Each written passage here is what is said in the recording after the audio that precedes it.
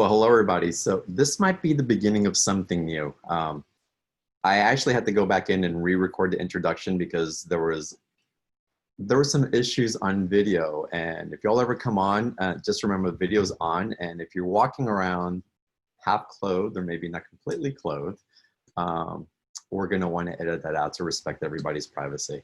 But regardless of that, what's cool is since my intro didn't record, I actually get to come back and give you a little bit of a recap of the amazing conversation that we had with Sara Landon today. And y'all go into this call. It's a long one, but the processes, the information that comes through, the back and forth between Sara and I, the Q&A that came in, the light pyramid activation, that happens at the end of the call, but you're going to want to listen to the whole call to get there because there's a buildup towards it, was absolutely amazing. So take some you time, really relax into this conversation and enjoy the beautiful journey that you will be taken on today. And if you're not familiar with Sara, Sara's a dear friend. She's this powerful communicator, channel and embodier of the wisdom of a collective called the Council. And all of it interweaves in through our conversation, and you're in for magnificent treats. So I hope you join. Well, I don't hope, I know you will enjoy this call as you give this time to yourself. And welcome to tonight's BTO Extraordinary Call. When you get triggered, when you find yourself in reaction, stop. Go within you and align with what you most want in that moment. Don't contribute to the fear. Don't contribute to the suffering. Don't contribute to the struggle and the chaos. Stay conscious. So if that means that you have to slow down a little bit in these times, if that means that you have to really take some extra time for yourself and extra space for yourself, spend more time in nature, then do it. Because that is what the world needs most from you, is to stay conscious and to stay present.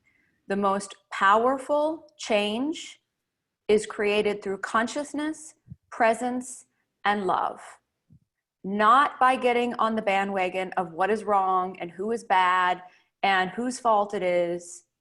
The most powerful change is created through consciousness, presence, and love. And that is what the world needs most from you. That's so beautiful. Well, it's something that you've been talking about in several ways for quite a while now, and it's being in our mastery, period.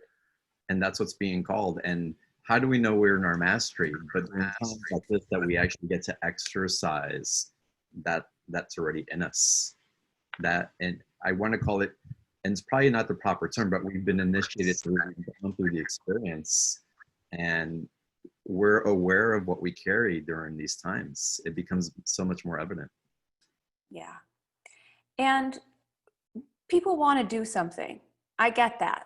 This is not about not doing something, but this is not about taking action from a triggered or reactive place. There is a grander perspective here. There is a higher viewpoint of what is going on. And we all know that. We all can feel it. We might not know what it is, but you know there's some greater plan going on here. And you've got to trust and align yourself to that higher perspective, to that higher awareness. From the Council's perspective, it is not about right or wrong, because we have all been all things. Whether you believe in past lives, if you believe in past lives, that makes a lot of sense. We've all been all things. We've all been the poor and the rich. We've all been the white and the black. We've all been the victim and the one that created and caused harm. We've all been the murderer and we've all been the murdered. We've been the one that was controlled and the one that controlled others. We've all been all things. It's easy to see that if you look at life believing that we've had multiple incarnations, but you can see it so clearly in your own life. I know you, John, we talk about this a lot. It's like we talk about our past life, which just meant our life 10 years ago that we can't even imagine living right now. We can't even imagine being those people again. Not that we're at the core so dramatically different, but yet we weren't really living our truth and who we who we are. And yet, you know, in doing so, you attract a lot of things, or not attract a lot of things, you allow a lot of things that aren't necessarily aligned with you. You're finding your way. And I can look back in my own life at how many different times I played all of these different archetypal roles. And so we've all been all things on some level, on some end of the spectrum, when we ourselves were in a state of lower consciousness or less conscious. We created harm to ourselves and others. When we were in our own less conscious states, we created fear and chaos and trauma and drama. When we were in our own less conscious states, we did things that betrayed our own soul for safety and security. And so when we see it from that perspective and we understand within our own life experience how many times we did what might be wrong or bad because of the state of consciousness we were in, not because you're a bad person. Yeah, that's From the beautiful. highest level, all is forgiven. And it's funny to think about that, right? Many of us on the spiritual path would say we've had multiple lives. Maybe we have experiences of those, maybe we have memories of those, but we would all probably agree that we have grown and expanded, that we have become more conscious through our journey through this human experience. It is the journey of the soul through the human experience. The journey of the soul through the human experience, whether you believe it's been multiple lives or this one life, it is the journey of the soul going through this human experience. And we've all been all things. We've explored all these different levels of consciousness and all the different emotions and the experiences that occur within those different levels of consciousness. Most of us would agree we're getting better. We're becoming more loving, more sovereign beings, more empowered, more free than ever before. And yet, if there was some horrible, bad thing that was judged by source to be that way, then we wouldn't see ourselves grow and expand and become more loving and more compassionate and more conscious beings. So we have to honor that journey, the journey of the soul, for everyone else as well. Mm. You cause your own suffering when you think you know what another soul's journey should be, or when we get entangled with right or wrong, which is all our judgment. And when we entangle with right or wrong, or what's bad or what's good, and that starts getting all of our attention, now we're entangled in lower level agendas, lower levels of consciousness. And now you have lost your consciousness. You have lost your presence. You're now in fear, so you can't hold the vibration of love. But again, that is what the world needs most from you right now. Mm. It's funny. How would you equate that? Because for me, a lot of I'm getting to this point where I'm really being asked this unflinching peace. It's like being at the center of everything. Just my peace is just, it's different things can happen, but the center of my peacefulness and the love that I want to see through it all is really what's running most of the show. I can't say it runs it all the time, but it's being called in as part of my mastery right now. And in that, there's an aspect in seeing God in everything and everybody. Yeah, you're either allowing in every moment or you're denying. You're either allowing the God that you are, you're allowing the God in others and seeing the God in others, or you're denying that they are God, and you're denying that you're God, and you're denying that God exists in everything. And that never feels very good to us. It never feels quite right because it's just simply not the truth. Well, speaking of the truth, there's a process you're going to take us through to get and discover that truth within ourselves. Yeah. Does it feel good to go through that right now? Yeah, I think we can. I think, part of the process, right, is coming to that place within you, there's a couple of different things of where you're speaking your truth.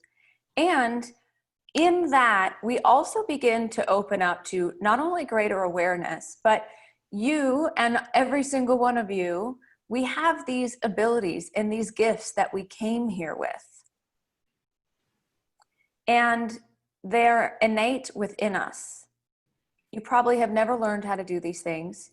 You probably always felt like you were capable of something more, but it's really time to engage your abilities and your talents.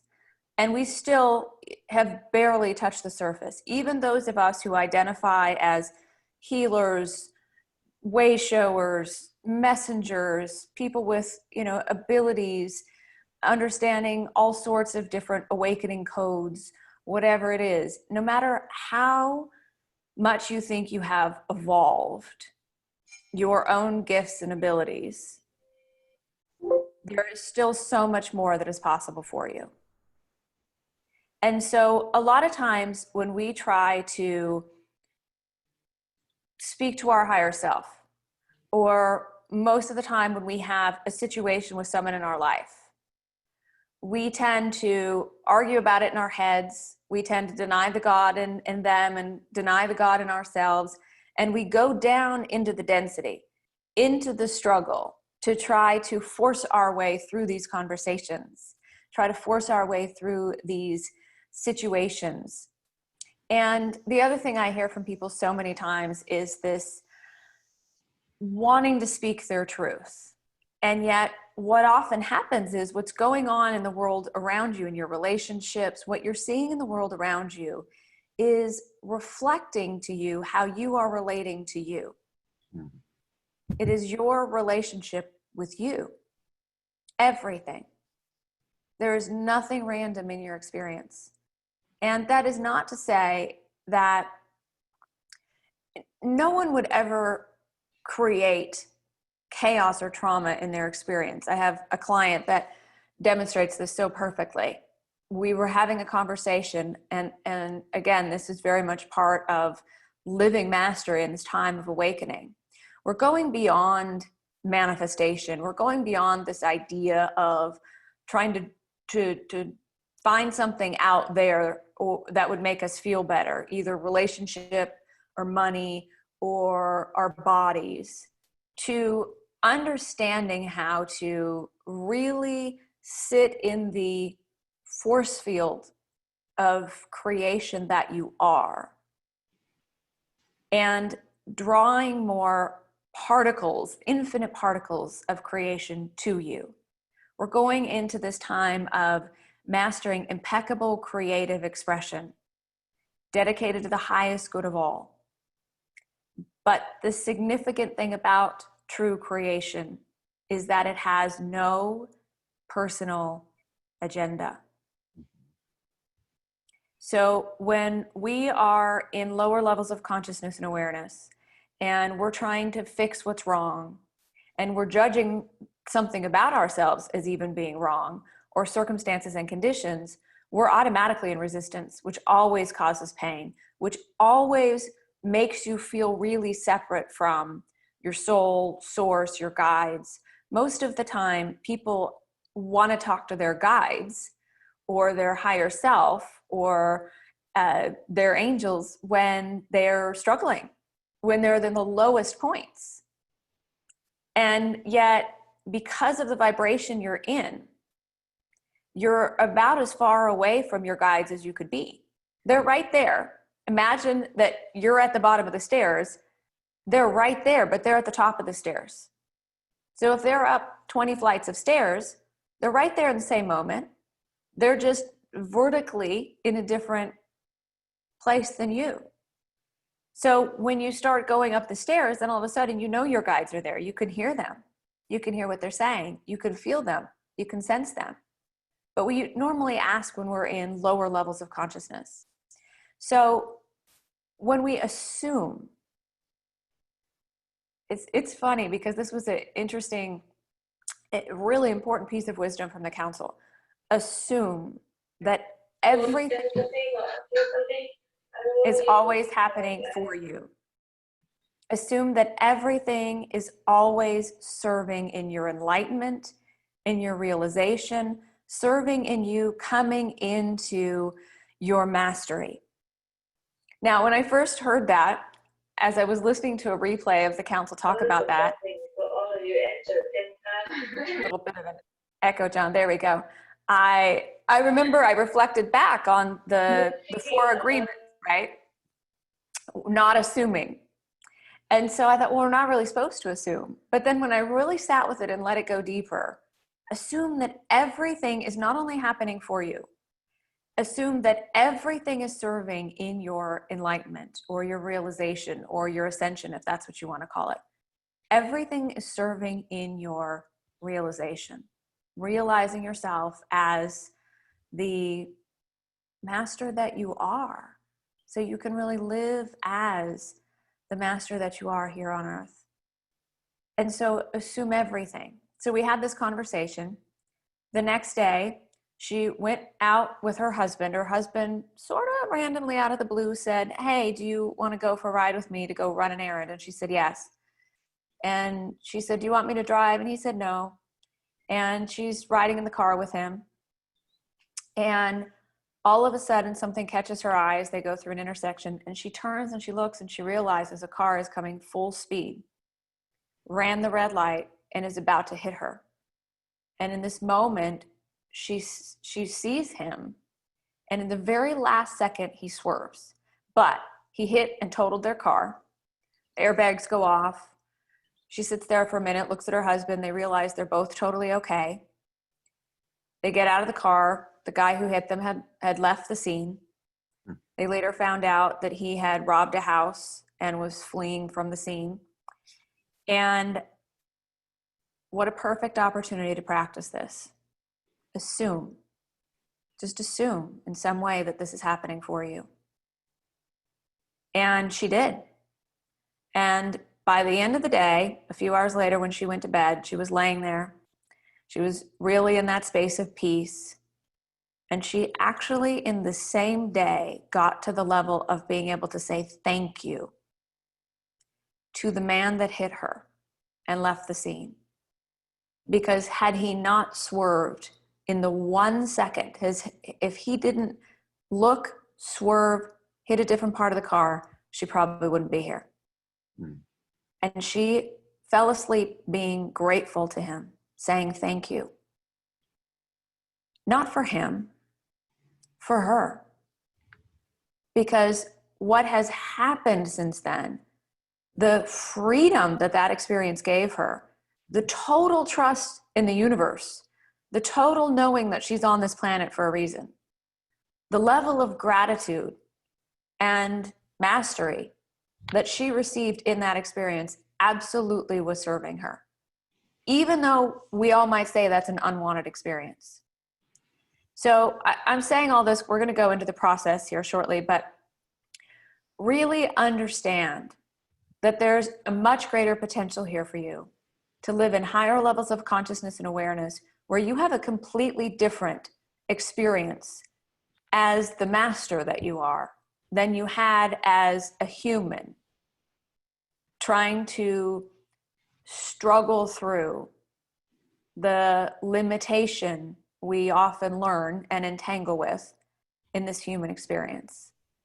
There's a potential for every single one of you, no matter who you are or where you are in your life experience, to really live as a master, and everything begins to change, as I know you well know. And John, we've talked about this. This isn't master like you're hierarchically better than anyone. This isn't about walking around telling everyone you're a master. It's about living. It's about the way of being with the living as this ascended master that you are. You know, the title of this show is You Are the Council Here on Earth. We look to the council for answers. We look to higher levels of consciousness for answers. We look to spirit guides and people who channel and archangels and ascended masters. We We want to know what they know. We want to know their perspective. We want to know a higher way to live. And they have done their part. They have given us that higher way. They continue to give us that higher way. But you are the council here on earth, and we have to live this. That's what changes things. And the council says, imagine in all of human existence, maybe there were 10,000 ascended or enlightened masters that walked the earth. In all of human existence, maybe there were 10,000. Most every single one of them immediately left the body upon their enlightenment or realization. And we're being asked to stay on the planet because this is where you're needed most. Because you seed human consciousness with greater potentials and possibilities. For example, greatest fear on our planet probably would be death. And if it's not death, it's how you're going to die, or when you're going to die, or the way you're going to die. And yet, in one generation, if we all live this wisdom that we have, if we all live as the masters that we are, and some of us choose to come to this point where it's just choiceless. We know 30, 40, 50 years from now, our journey here is complete. And through a series of a few days of time in nature and deep breathing, you come to this beautiful moment where you, in your last breath, release the density of the body, release the density, and continue on your journey through higher levels of consciousness. No struggle, no pain, no suffering, no disease. That is paving the way for what is possible, where humanity begins to remember that we don't have to experience the chaos and the struggle and the disease and the devastation and the suffering. And when you put suffering out of your own experience, when we transcend these things like suffering and lack and struggle, we may just have the potential to collectively put it out of the entire human experience just by you putting it out of your own. That's how important transcending these things is for each and every one of us. So I'm going to pause for a second and then we can go into the process before we do that. No, it's wonderful. It's wonderful what's coming through and up, and you know, this part of the conversation is just reminding me a very deep conversation I had with someone from the community, and we went into a process like, why do you do what you do? Why do you want to help people? Why do you want to be of assistance to others? And she came with some very beautiful examples as to why, and they were amazing, and the intention of it was so beautiful. But there was a deeper layer. It's like, but there's something else. And then she was stumped. It's like, close your eyes for a second. And maybe y'all want to do this also. Just close your eyes for a second. Why do you want to do the things that you do? And the answer is just because you love. Because you love. And I believe that suffering emanates because we've had to justify how we love in so many different ways that we've gotten away from that. And if we just get back to that core truth and own it, we just love. That's what we truly want to share in multiple experiences in multiple ways.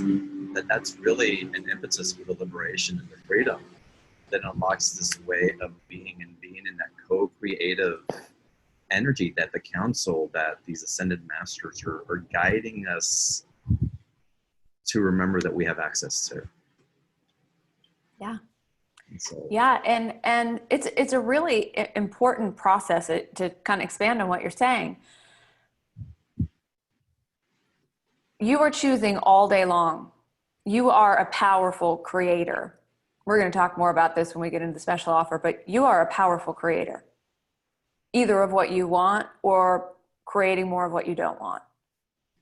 We don't get what we think we need. We get more of what we are, period. You get more of what you are. And especially as you go into higher dimensions of consciousness and you elevate your vibration even more, you even more powerfully get more of what you are. You're a force field, and the particles of infinite creation within that force field are responding to you. And so the more elevated your consciousness and vibration, the more you are drawing those particles of infinite creation to you, and they're responding to you, and you are getting more of what you are. So when you create lack and limitation, and a big part of what is talked about in the special offer is that you're choosing all the time. So when you create something and you make it outside of you, you're putting it outside of your force field. It's like this little game we play with ourselves. We create this separation, we're going to put it out there, and then we're going to believe we're separate from it. We're going to believe we don't have what we want and need, and we're going to go through all this struggle and lack and limitation to get what we want. Versus, to your point, when you have a moment and something doesn't feel okay within you, and you think there's something you want or need, first off, stop and ask yourself, what do I want? What experience do I want to have? Don't ask yourself, what should I do? What experience do I want to have? What do I want to experience? What do I want? What do I want more of? And if the answer is money or relationship or something to do with your body, or I want to know what my purpose is, why? Why do you want to know what your purpose is?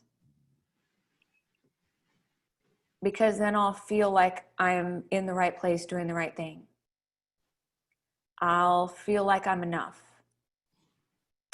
I'll feel like I'm free to really be who I am if I'm doing what I'm here to do. Your body, a lot of times it's for freedom. I want my body to be healed or fixed so that I have the freedom to do the things I want to do, so that I'm free to go walk in the garden or go walk in nature without pain. Why do you want the relationship you want? Council says what you really want is their energy. You really want their energy. It's all kind of about energy, but it's about energy and freedom. You want the freedom. If you found the one, if you found your soulmate, that one person, then you'd be free to be who you really are, because they'd get you. And then you'd be free to be who you really are, right? The same with money, freedom. You know, it really is not so much about the money ever. I want the energy that comes with it, and I want the freedom that comes with it. And in that, we think we'll feel better. And yet, energy is here every moment for you. But when you're in a higher rate of vibration, when you're open and allowing, all of the energy can serve you. When you're holding yourself down in denser vibrations or emotions, you're not really allowing all of that energy. And the truth is that you are free, but only you can set yourself free. And the thing that usually keeps us from experiencing the freedom that is innate and inherent within you are the thoughts that you're thinking, and usually the thoughts that you're thinking about yourself. I find with most everything, if you just go one layer deeper, it's about freedom and it's about energy. And so when you know that that is available to you right here in this moment and you align with it, so take a moment. This is kind of a second process, but if you just take a moment and you go, what is it that I want? So John, what is it that you want? It's being, for me, it's all about presence now. Even when I try to get into what I want, it brings me back, where do I want to feel right now? Yeah, exactly. What do I want to feel right now? What do I want to experience right now? So presence. Okay, so if we just close our eyes, let's all do this together. Just close your eyes. Take a deep breath. Move your attention from your head down into your heart. Just let go of everything we've talked about. Come into your heart and really feel what presence feels like. Really feel what it feels like to be totally present. Feels calm, feels peaceful, feels grounded. Can feel grounded, but can also feel really expansive. Feel into what it really feels like to be present. And just stay there because it feels really good. But stay there until you really feel this deep sense of presence. And then focus every cell of your body to align with that feeling of presence. Really focus every cell, align every cell of your body to feel that sense of presence. And stay there because it feels really good. But stay there until you notice every single cell of your body, from the top of your head down to the bottom of your feet and out your fingertips. Every single cell feels this deep sense of presence. And then expand that feeling out from you, like this light that is coming from your heart in the center of your being. And expand that out through every cell of your body, 1 foot around you in every direction. And now align every single particle all around you, 1 foot in every direction. From the center of your being, align every single cell, every single particle to feel and align with that vibration of presence. And then see that light going out to fill this whole room, the room that you're in, the house that you're in, just expanding and expanding this light that is you coming from the center of your being, your power source. And you're aligning every single particle of creation in this force field of light that is you. And you're aligning it to the vibration of presence. And it's so strong and it's so powerful. You could, as high as the heavens, down to the center of the earth, in every direction. Just imagine that all you see is this light that is coming from within you. And you align every single particle of creation within that light to align with the vibration of presence. A calm, balanced, peaceful yet powerful space. And you can feel that in that you have everything you need and more. You're supported in your presence. Can you feel that? I can, yes. Yeah. So when we ask ourselves, what do I want to experience right here, right now? And we go within us and align within us to that feeling or that frequency or that vibration. And then we consciously, intentionally align every cell in our body. And then we consciously and intentionally align every particle of creation in our field. Then you're drawing to you more particles of infinite creation that are aligning to that level of presence. And then everywhere you go, you're taking this energy of presence. And what happens is people start saying, wow, you're just so present. Wow, I just feel so present when I'm with you.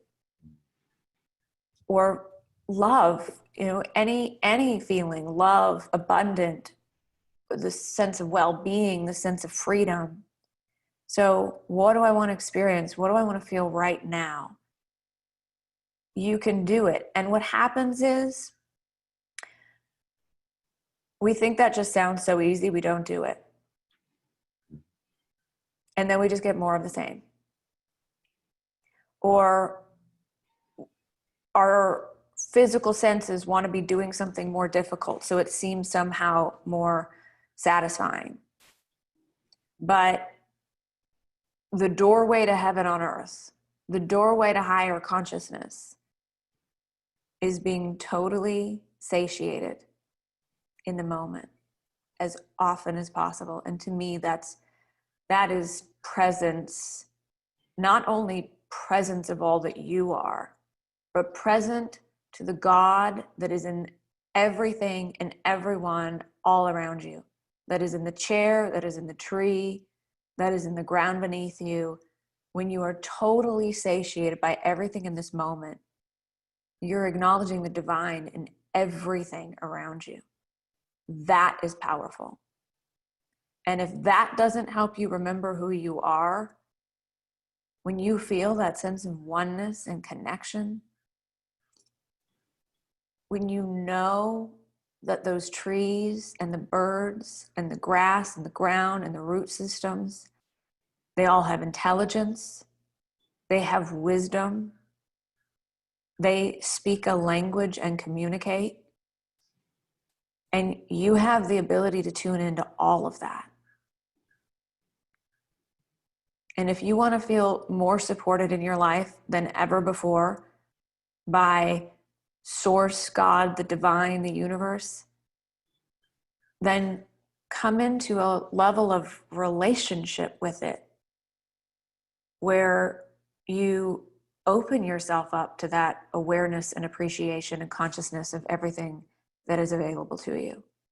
Because it is all here for you. And one of the things the council says is the master is one who dances with the beauty of all of creation. And when I heard that, although I think it's beautiful, my mind went, I don't really dance. And, the word's beautiful, all of creation, sometimes my mind's like, okay, but don't we have to do something? What are we supposed to do? Right? My brain hears, dance with the beauty of all of creation. Mm-hmm. And yet my human had not experienced that consciously yet. But once I allowed my awareness and my consciousness to start expanding, and I started feeling into this, what would it be like to dance with the beauty of all of creation? To be in total harmony with the beauty that is all around me. Once I started focusing my awareness on that, I began to perceive it. Perception, what you are perceiving, how you are perceiving anything, is what is drawing reality to you. The council says you are consciousness, and reality is actually moving through you. You are this field of infinite consciousness and potential and infinite potential, and reality is moving through you. You're drawing reality to you and through you for the experience of it. So when you start to perceive the beauty of all of creation that's around you, and you start harmonizing with it, and you start playing with it and dancing with it and communicating with it, then you literally create a whole new reality. And then that expands, and it just goes deeper and richer and more fuller experience of life.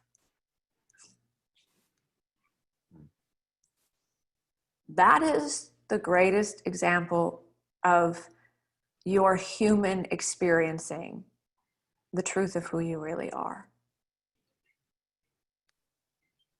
It's beautiful, Sarah. We have a couple of people that are writing in, and I'll point to Hector real quick, because he's saying he didn't feel anything while doing that, and he feels like he missed the mark, or he's at the lowest vibrational level. And I'd love your response on that.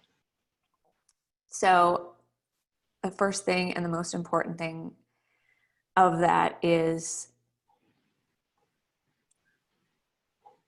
the thing that often keeps us from experiencing our divinity, our truth, is our judgment of ourselves. We're still doing it wrong. Mm-hmm. We still need to fix something. We're not in the right vibration. We're not doing it right. It's this judgment we have. And again, it's back to you're either allowing all that you are or you're denying all that you are. instead of, I'm getting this. This feels really good. I'm really choosing to allow all that I am. And, you know, it really is a process of going from your head down into your heart and breathe. You know, we have a big group of people on this call, but when we do this in smaller groups or we do this one-on-one, and I would say practice it on your own all day long. It's totally fine if you didn't feel anything. Maybe the cameras were distracting, maybe the sound was distracting. That's totally normal. But try it when you're out in nature by yourself sometime in a really peaceful place. What do I want to experience? What do I want to feel more of right now? And whatever comes to you is perfect, whether it's love or freedom or abundance or just even feeling supported. Then go from your head down into your heart. I recommend doing it with your eyes closed, and just feel what that feels like. What does freedom feel like? What does it feel like to be totally supported? What does it feel like? And just stay in that until you feel it. And then when you start to feel it, then focus on aligning every cell in your body to that vibration, to align with that vibration. You know, start moving that current of light and energy from your heart and focusing every cell of your body into that vibration. And just notice if you feel a little bit better, because there is no right or wrong way to do this. Mm-hmm. But we have, you know, last time we were on in season 21, we talked about going from this time of transformation into mastery. You know, as we look at different levels of consciousness, the third dimension of consciousness from the council's perspective, and this may be different, you know, it really is about understanding our physical senses, understanding some of these concepts. So if you have the third dimension, fourth dimension, fifth dimension, it is not a hierarchical thing. Mm-hmm. And you don't, it's not like earning your right into these other levels of consciousness. And sometimes you can be in a higher level of consciousness and then something happens in a moment or two and you find yourself in a lower level of consciousness. It's about staying in higher levels of consciousness or vibration longer, for longer periods of time, getting there faster, catching yourself faster when you shift out. And then it's just not that big of a deal. Mm-hmm. Don't judge yourself. Don't shame yourself. Don't try to think something's wrong with you. Sometimes we're addicted to that. Yeah. And I'll say it for myself. I was addicted to what is wrong with me? What can I fix? What can be better?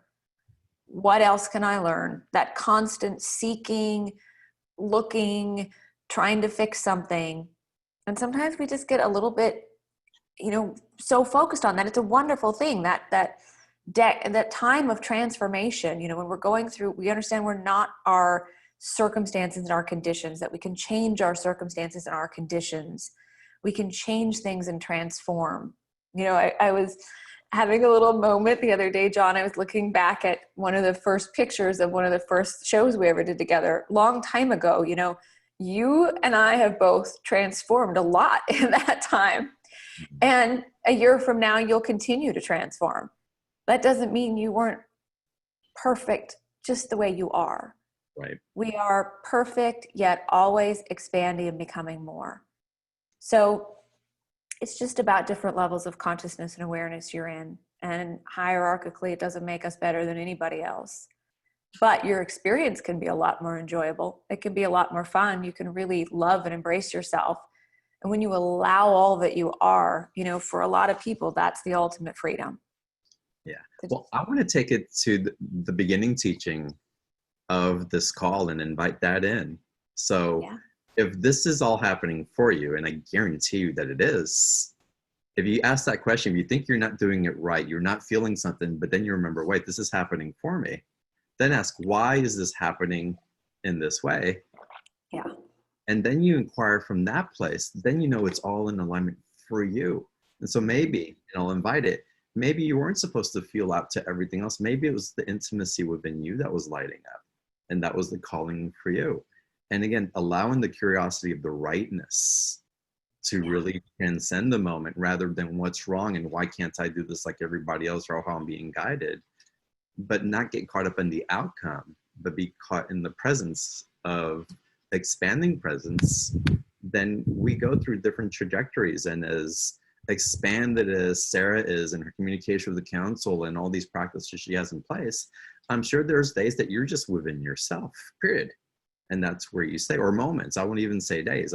You know, you're so multidimensional, but we get to be in that place just depending on what's arising.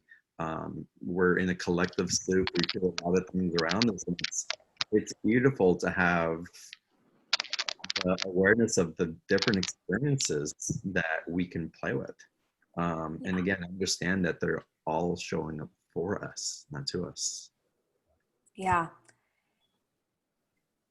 And sometimes it's because there is something more, right? Maybe if you would have felt it in this call, you wouldn't continue to be curious about it. You would have been like, oh, that felt good. I got that, right? But maybe it sits there a little bit, and maybe tomorrow or a week from now, you remember that.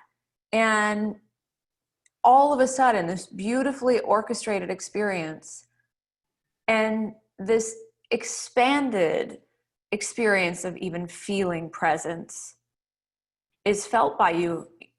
You might have your own enlightenment experience in just continuing to stay open about what does presence feel like to you. And just we draw to us based on the questions we're asking. The council said, you know, for a lot of us, and John, you and I have talked about this, we went through our awakening experiences at a very similar time in a very similar way. And it's that the question we were asking at that time is, who am I? Who am I? Why am I here? Like, what is this all about? I did all the right things, so I thought, and yet why am I still not feeling the purpose and fulfillment that I thought I would? So we're asking the question, who am I? So then you draw to you all these experiences, some of them to figure out who you're not. Mm-hmm. And all experiences provide data and information. There is no experience that is ever wasted. But the faster you choose that this is happening for me, I know there's a gift in this. I know there's a gift here. I know there's something here for me that is going to take me deeper, that is going to expand me, a gift, an opportunity, a connection. Something is going to come from this that is divinely orchestrated for me. This is happening for me. Not to me, for me. The second you shift your consciousness to that, all of a sudden, all these things start coming in. And it's a beautiful experience. But now we're asking some different questions. And, you know, is one of the topics for today's call. So once you kind of know who you are, I mean, I think that's always expanding. You know, we're always going deeper. We're always kind of allowing our light to shine a little more. We're seeing these things. Let that be a beautiful experience. Like, we're no longer working on ourselves all the time. You're playing and creating and discovering, and it's a level of curiosity and innocence by which we ask the question now, who am I? So the next question is, what experience do you want to have, right?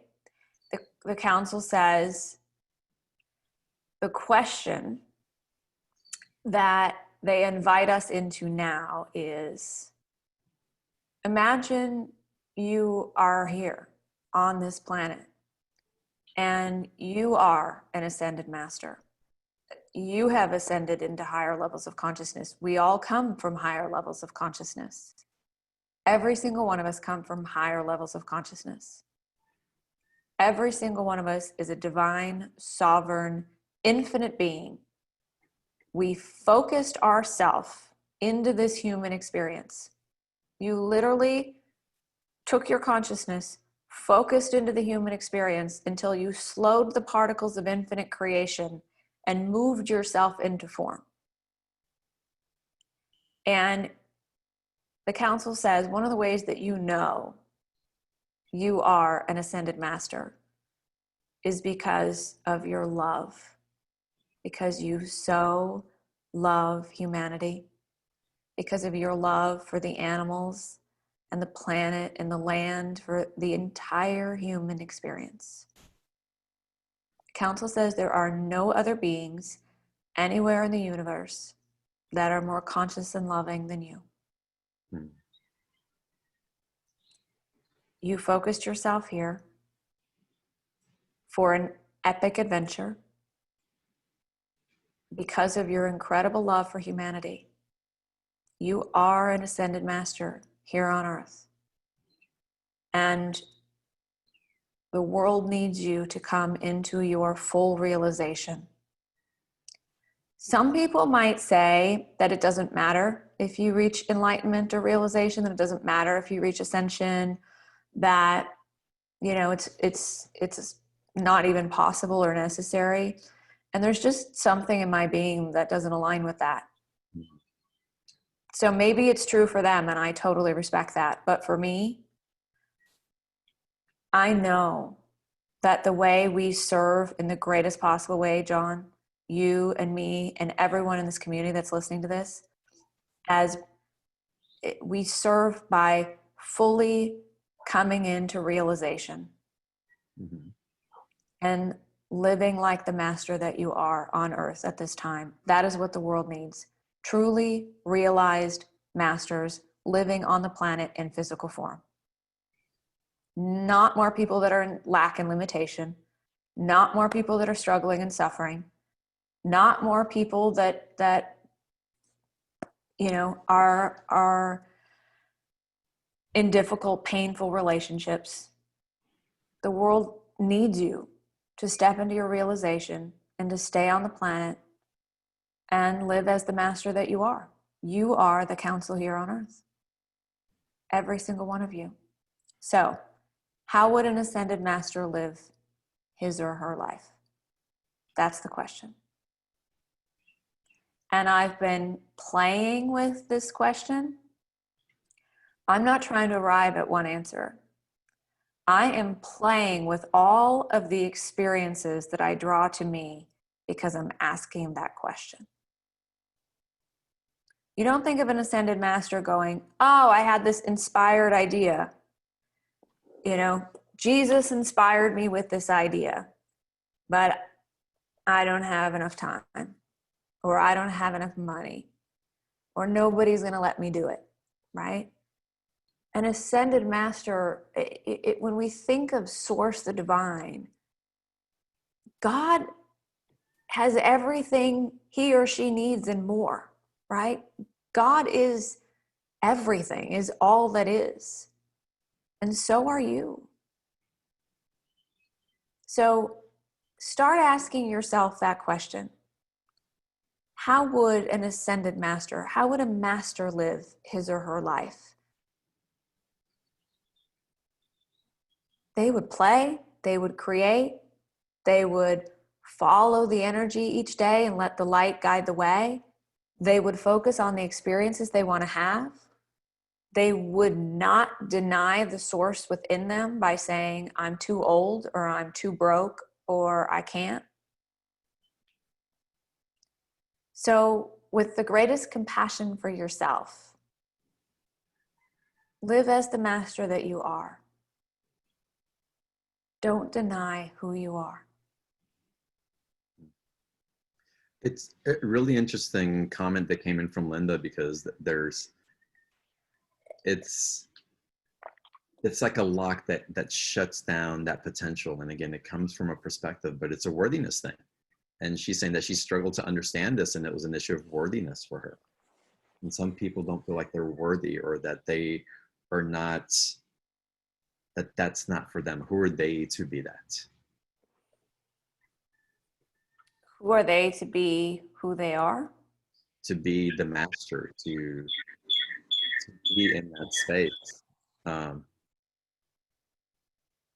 So to not be that would be to deny that you're good enough, deny that you're smart enough, Right. deny that you're talented, deny that you have abilities, to deny that you're here for a reason, to deny that life is meant to be good for you, to deny that you have a source that is aware of you, that is always guiding you. And I almost want to say, who are you to think that about yourself? It's almost harder to argue for your limitation at some point. It's funny because this is actually taking me to the beginning of the call and what I wanted to do with you when I got on the call. It's like, instead of struggling with, well, maybe it's this or not that, I just wanted to play. It's like, what if we played with being worthy? What if we just played with it, see how it feels, and see what it inspires in you? And it seems like we quickly realize it's like, well, why I've been doing it that way all along. This feels so much more freeing. It's so much more playful. There's so much more joy. I'm connected to other people, and we start choosing differently. But I think there's so much entrainment that we've said yes to and said, okay, we're going to be that for a while because that's what was shown to us.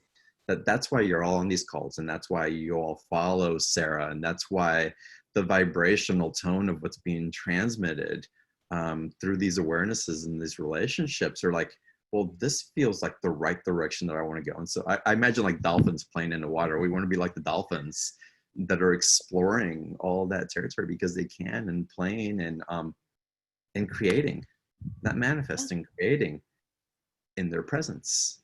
And with that, unworthiness it's not even a thing. It's like, it's not even, oh, I'm worthy now. Because do you think you're worthy now? It's not even it's not something that, it doesn't cross my consciousness unless I'm bringing unworthiness in somehow to compare it to. So it's interesting. And worthy of what? Thank you. Right. So what it is actually is, in my opinion, worthy of energy. So what is God? What is source? Energy. What is the divine? What is creation? What is it? It's energy. So you're not worthy of energy? Money is energy. Relationships are energy. Your body is all made up of energy. Everything is energy. So what you're really saying I'm not worthy of is energy. When the very definition from the council's perspective of being a sovereign being is to recognize that all of the energy is for you. Mm-hmm. That all of the energy is for you. When you open and allow energy, John, if you and I were sitting here in the same room, which we sort of are, and if I'm saying, John, all the energy is for me, and you're saying all the energy is for me, what are we both going to feel? Happier, lighter, freer, more playful, more joyful, more vibrant, more radiant, more brilliant. And we're going to go together, do something even more exciting and fun and amazing, because we're both allowing all of the energy that is here for us. Me allowing all of my energy doesn't somehow deplete you of yours. Right. So it's knowing that there's all the energy is here for you, and there's more than enough for everybody. And the lack of energy is really the problem with everything. Consciousness and energy. And the council says consciousness is what moves energy into form. So when you expand your consciousness and your awareness, you open up and allow more energy. And that's the greatest form of creation. It's amazing. That is creation. That's sustainable. That's the infinite space. Sara, talking about it's all for me, and I want to take time for this. This special offer, y'all, is all for me, but it's for y'all too. It is all for you, or for all of you, but it is all for you. Yes, you're right. I want to get into it because this is going to be a long call. It's beautiful. It's going by so fast. But if any of y'all have to jump off the call, I want to urge you to stay on while we go through this, because there's a transmission in it as well, and to go deeper into what Sara's offering. And there's recordings and 3 live webinars. So and for the price, this is fantastic. So y'all, do yourself a favor. Do this because it's for you. It's for me also. Click on the special offer button on the webcast page where you clicked the Zoom link from. I almost couldn't say that. Or you can also type into your web browser beyondtheordinaryshow.com/Sarah22, and Sarah's SARA 22, and it'll take you to that same page. And Sarah, if you would guide us through what you created for us, what you created for me in the special. Yeah, and I'm glad you noticed that, because I really did. And I have to tell just a little tiny story about this, because yeah, I did leave you a message the other day, because actually a couple years ago, you met someone at an event and you suggested that they connect with me. And they reached out recently, and it was a huge door open for me. It was in a funny way, another sort of dream come true.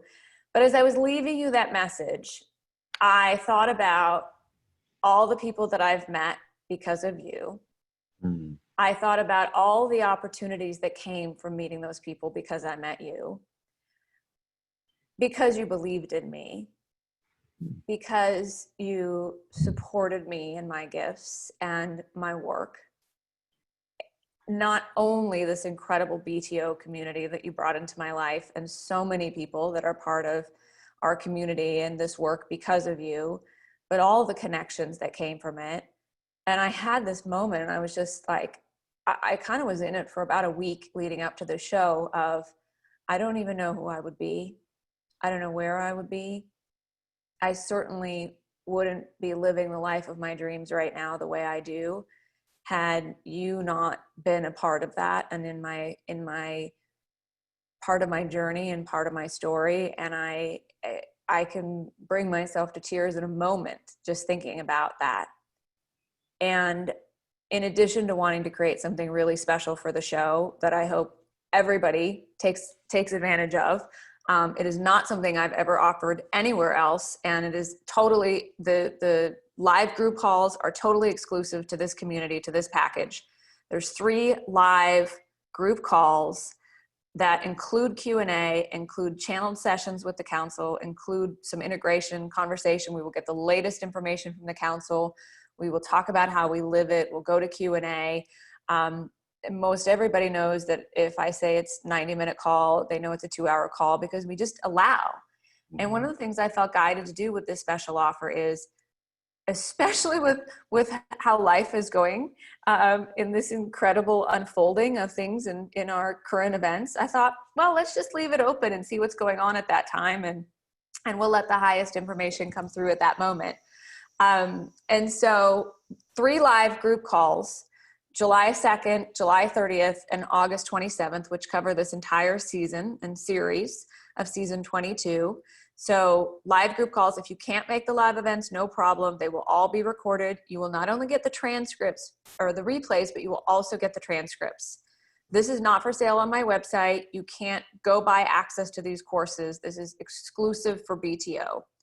The other thing, which I have never made available, and we don't even offer for sale as a package, we have taken some of in this moment, top 10 favorite channeled transmissions and activations from the council from 2020 so far. And we have put them into these really high quality, really amazing MP3s. And it is 10 of the most powerful, I believe, channeled transmissions from the council so far in 2020. And we created them as part of this offer. They are available individually, but we don't have any offer other than through BTO to buy them all together. Just to buy those would be $250. We're offering that as just part of the package that goes with the 3 live group calls. So it is very special for you and for the BTO community because of my incredible love and gratitude. And this morning, I was talking to someone who's part of our community, and I was having this feeling of paying it forward, that I was being presented with the opportunity to be in someone else's life what you have been for me. Oh, wow. And you talk about like expansion, you talk about wanting to feel what it really feels like to be alive, what it really feels like to love and to know that you're part of something so much greater than yourself. And most of us never even know how what we have done for someone is creating a ripple effect in other people's lives or in the world. And we often don't even know how that's paid forward. But I'm so grateful that that happened today so that I could tell you. Wow. Because I'm really grateful for you in my life and April and the BTO community. It's just been one of the most extraordinary gifts of my lifetime to be part of this. So the package does reflect that, and it was special for you. And I, you know, we talk about value, it's like, yeah, of course, it's a, you know, $347 value, although I think it's priceless. But I want to make it affordable for everyone. And, you know, we've really, you and I have talked about this, you know, keeping things at a price of $97 so that it is affordable for everyone. And you have the 2 payment options. So I hope people will take advantage of that. Be part of the live group calls, the channel calls, and the Q&A. That really is the package. But in addition, we're giving you my 10 favorite channel transmissions and activations. And even if you've maybe heard some of these before, you know, people that are really part of my work, this has come as a request from many people that we take a portion of these channeled messages and just provide the council's transmission so that you can be in this incredible energy. And I have the experience myself. I can listen to the same one 5 times over 5 days, and I hear something different every time. In fact, I was listening to the replay of one of them a couple of days ago, and I've never heard the council say this one particular sentence before. I'd never heard them reference this one thing before. I'm like, that's the greatest thing they've ever said. And I'm like, how many times have I listened to this and I've never heard it? And one of the people in our membership community said, it was this, she described it perfectly. She said, I just thought to myself, that is the best message ever from the council. She said, I said in my head, how does this continue to always get better? And she said, in the moment she asked the question, the council said to her, you're just getting better at hearing it. You're just getting better at listening. You're just getting all of your beliefs out of the way to let yourself hear the truth of who you are and what's really possible for you. So it is for you. I encourage everyone to be part of this. We're going to have some really fun calls. They're going to be really amazing. They will be live channel calls. They will be live Q&A with the council. Every single one of them will be recorded. The replay will be available to you. So if you can't join the live call, no problem. The transcript will also be available to you.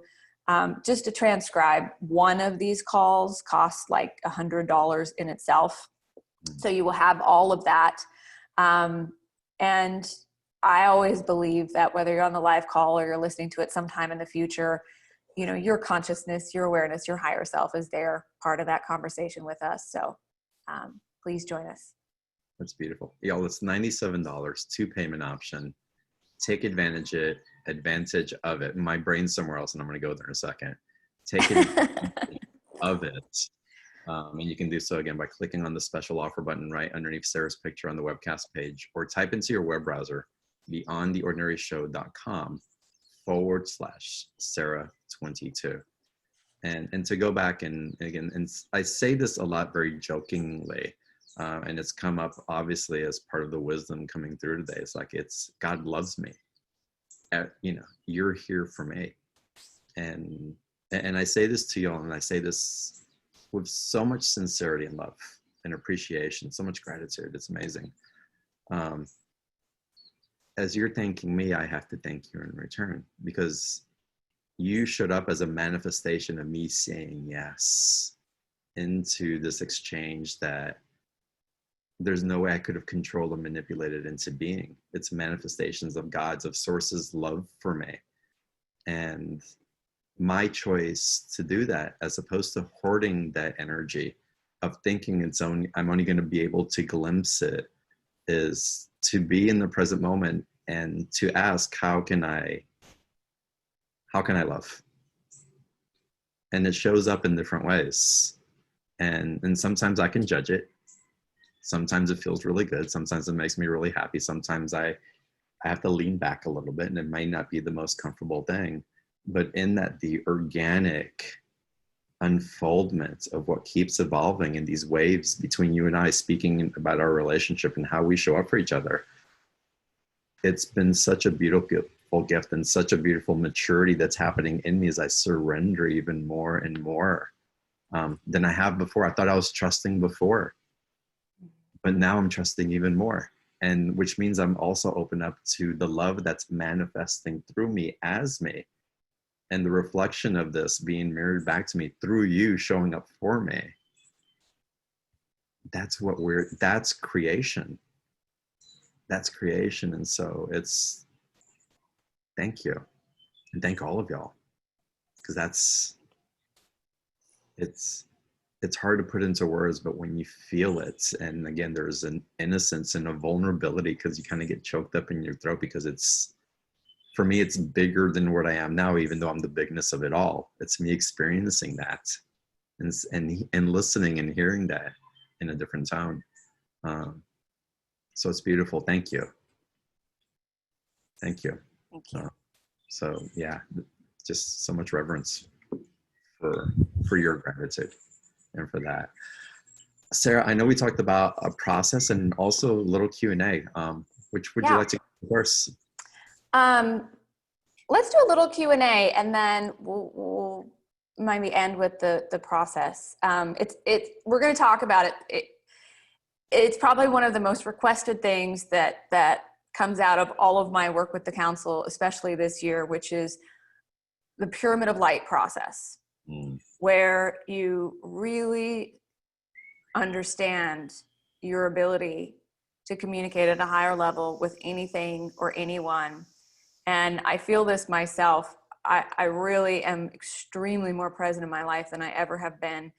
And I spend so much of my life living in the pyramid of light, which is this higher dimension of consciousness that is available to you to have any communication with anyone, anywhere, anytime. And the miracles, the things that have happened, I don't even want to call them miracles, because it's just the miraculous things that have happened for myself and other people when they started using this process is one of the most life-changing, transformative, incredible things. It's your path to never struggle in relationships or with anyone ever again, or feel alone, or feel like you don't have guidance. It's the proof to you that you always do. Oh, I love that. Oh, I can't wait to get into that. So cool. All right, so we'll get into that. So let's get into a couple questions. I see a few people have their hands raised, a lot of comments coming in the chat. If you all do want to ask your question live, you can raise your hand in the Zoom box, in your Zoom box there. Your Zoom box. Zoom box. So let me go to the first raised hand that I have here, and this is Martha. Martha, welcome. And Martha. Hello. Can you hear me now? We can, yes. Hi. Hello. I'm in this cosmic space thing in the background. Can you see it? We can. We can see the world behind you. It's so cool. Anyway, so my question is very simple, and it's that I know I haven't been allowing myself to be as big as I am. And I was wondering if the council and Sarah and John could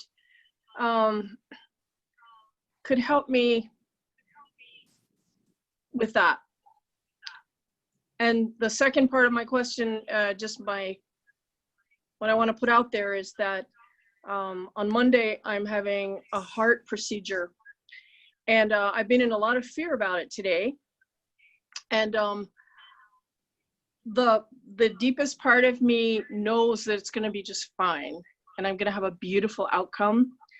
I want to get there, and that feeds into the allowing of all that I am. And I know that I came to be an ascended master. I know that I came to be a huge love presence, and at the same time I've had a lot in the way. So that's my question. Is it okay if I say to you what just came through to me? Absolutely. Your heart has a message for you. And the reason it's here is to give you a message. And its message is, please trust me. Trust me. Your heart is asking for you to trust it. It is begging you. Trust me. Trust me to guide you. Trust me to support you. Trust me to make you feel alive. Trust me to help you feel who you are again. Trust me to show you and support you in being how big you are. Your heart is really asking to, I know this, I'm just going to say it the way it comes through, to be a part of your life. Like your heart has an intelligence. And some would argue in some ways that is even more intelligent than our brain.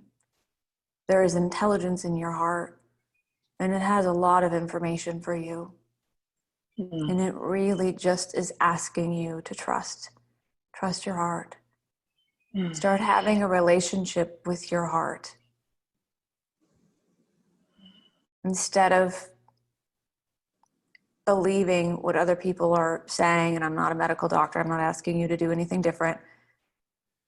Instead of everybody telling you what's wrong with your heart, start trusting it and have a relationship with it.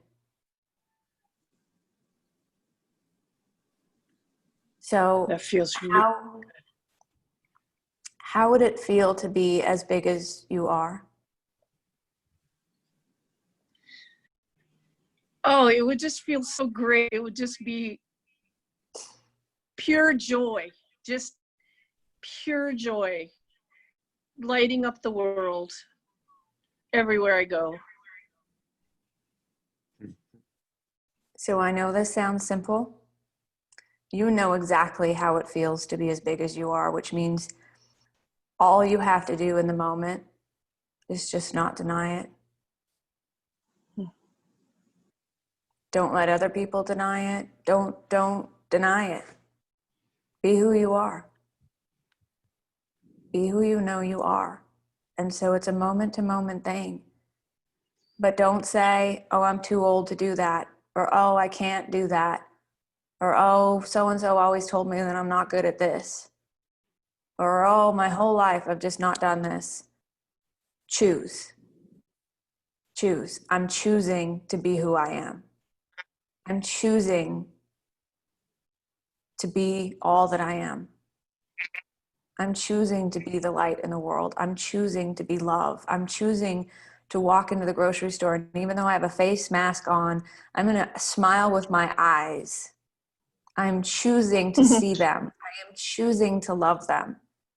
I'm choosing to walk through the grocery store and down the street with a mask on my face and look so deeply to see people, the bigness that I am. I'm going to see them and love them. That is my bigness. I do that. I love doing that. I've been doing that. It's so great to have those beautiful encounters. Yeah, that is your bigness in the world. Sarah, I want you to expand on this, because what I keep getting for you, Martha, and I know, Sarah, you're going to expand on it. Martha, what if you realize that the bigness that you are is holding back the bigness that you are? that is the only thing capable of holding back that bigness. Yeah. Yeah. Well, I mean, really, let that sink in. The bigness that you are is holding in the bigness that you are, is holding back the bigness that you are. Nothing else is capable of doing that.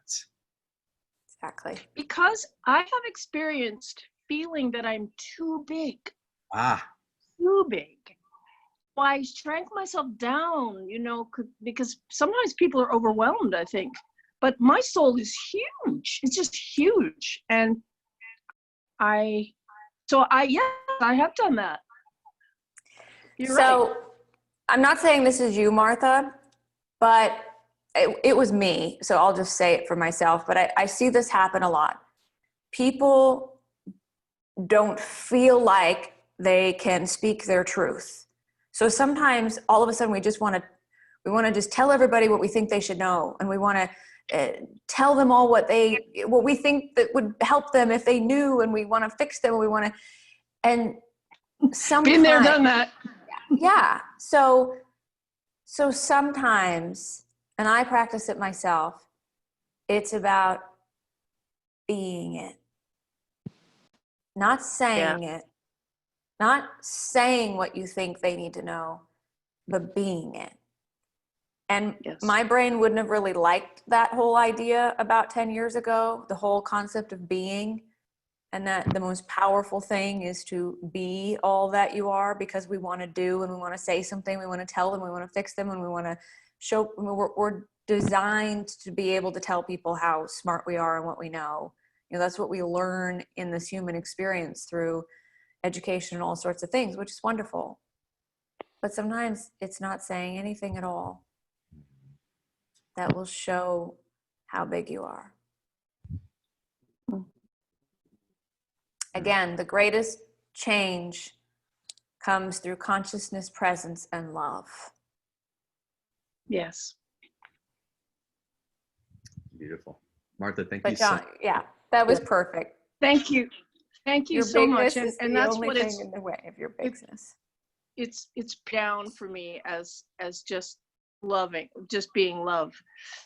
And that's the hugest power in the universe. So I want to be that.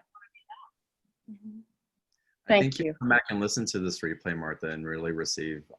There'll be another wave of truth that's flowing in for you, and you're receiving what Sara's sharing with you.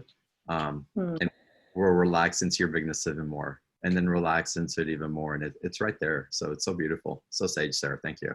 And Martha, Thank you so much. Thank you so much. Thank you. Love you. Sara, I interrupted you. You were going to say something else to wrap it up? No, what you said was great. I loved it. Perfect. All right, let's go to Najib now. Najib, welcome. Hey, hi. Thank you. How are you doing? Wonderful. Great to have you here. Sorry? It says wonderful having you here. And what is your question for Sara? Yeah, my question was about if there would be any kind of past life and would there impact our current life, and how to identify past life, let's say, if there were. It was simply a question that I was having in mind, and I know it's a bit difficult. Everyone has their own view on it, but I appreciate listening to your view on it as well. So John and I have talked about this as we go on this journey. You know, certain times, certain concepts and ways of looking at something really resonates as truth. And sometimes as we continue to grow and expand, we may see that a little bit differently. It might mean something different to you. I'm really sitting in the council's teachings that we are multi-dimensional beings, that time is not linear the way we think of it, but all lives and everything is happening now. That time is really a vertical experience. Now, I wouldn't have even remotely understood that 10 or 20 years ago, even though I remember hearing something similar one time and going like, I know that's true, but I can't process that. So the idea of past lives, you know, we go into this, the way we started kind of the conversation today, we've all been all things. whether you want to see that in past life experiences or this life, we've all been all things. We've all played out the little archetypal patterns and the different archetypes. We've all experienced being a victim. We've all experienced suffering on some level. We've all experienced lack and judgment and even, you know, played in poverty levels of consciousness. We've all been all things. Is it possible that we've lived multiple lives and incarnations? Absolutely, I think it's possible. Is it possible that we were guides and spirit and energy for lots of different people in lifetimes and have an awareness of those experiences and the consciousness that came from it? Absolutely.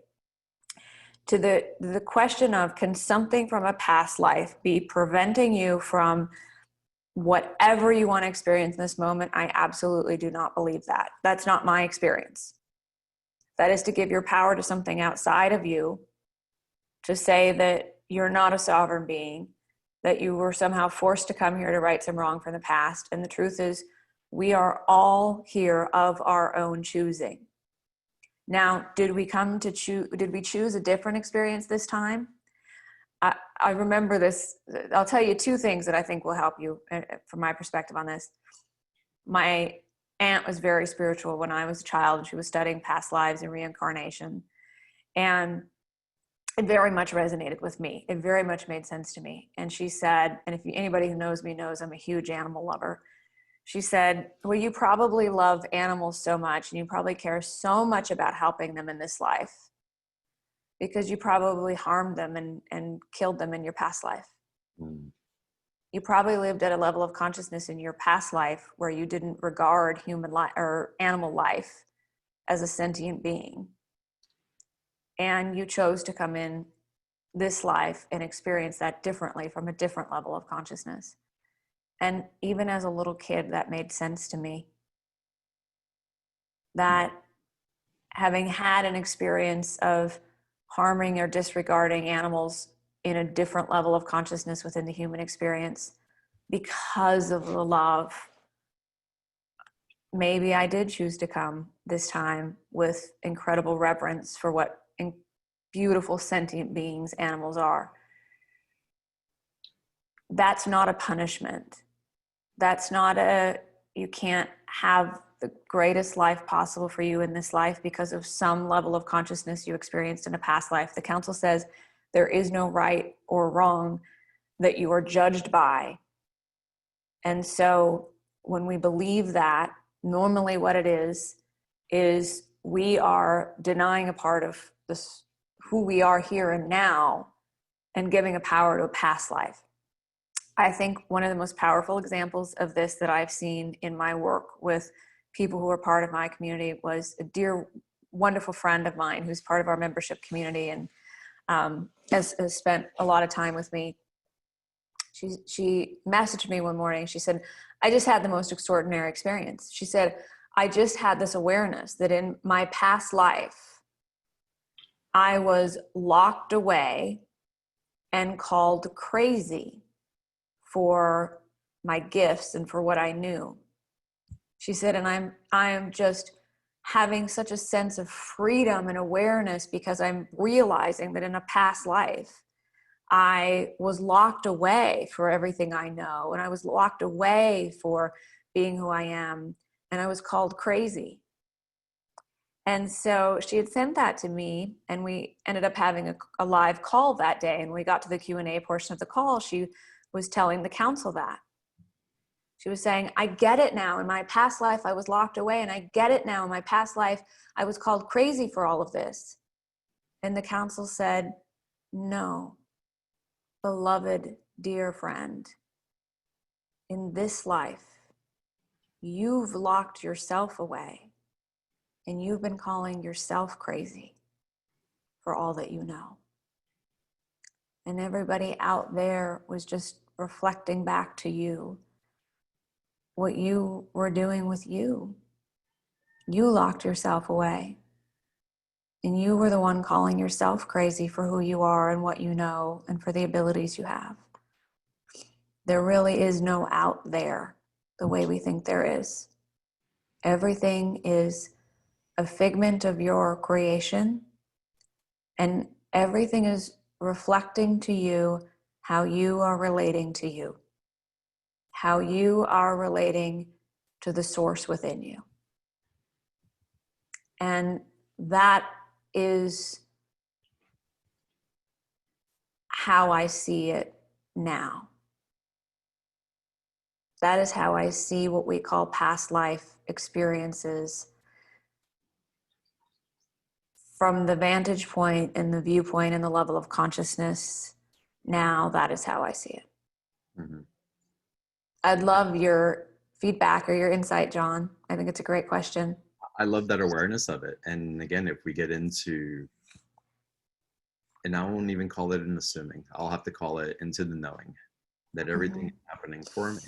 If I'm having this remembrance of this past life, I know it's showing up for me. Not showing up against me or to punish me or to remind me of some deed that I did in judgment so I can go back and reprimand myself for it and make it right finally.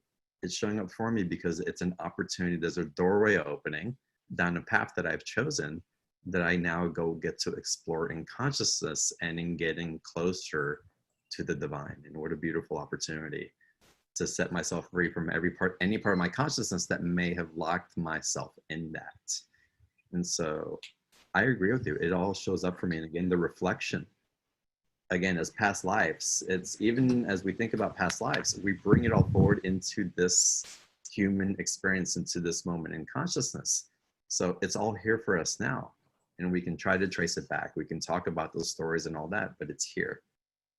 And in that, it's all showing up for us. So I love your explanation of it and the council's the council's certainty that that's what we have done to ourselves.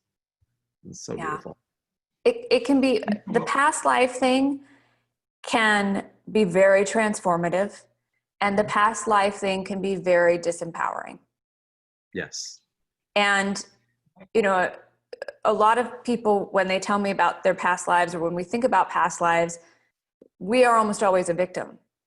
Well, in our past lives, he killed me. In our past life, these people did this to me. In our past life, we're always sort of a victim in our past lives. And in some ways, even to say, oh, I had a past life with this person, and so I owe them. Or I have a past life with this person, so they owe me.